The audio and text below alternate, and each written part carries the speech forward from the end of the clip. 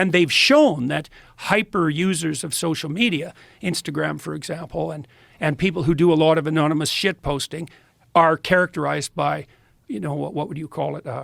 Domination by those 4 traits. And part of the reason for that, this is very, very dangerous to our whole society, I think, is that you got to ask yourself what keeps the psychopaths under control in the normal population. And the answer seems to be, especially on the male side, is that narcissistic aggressive men get put in their place by non-narcissistic aggressive men. And that usually has to do with something like the threat of physical intervention. You know how it is if you get a bunch of guys together. I can make a joke about you, you know, and I could even make a joke that was that sort of put you down. But the joke would have to be funny. You'd have to have the opportunity to reciprocate, and you'd have to believe that I was doing it in good spirit. Because if I just used the opportunity to, you know, stick the knife in, we're not going to get along with each other very long.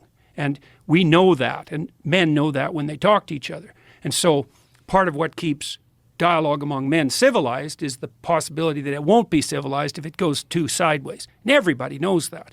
But there is none of that online, because anybody can post anything about anyone, no matter how denigrating and derisive, especially if they do it anonymously. And there's zero consequence. In fact, quite the opposite. If they're good at it, they get a lot of attention, and the social media companies will monetize it.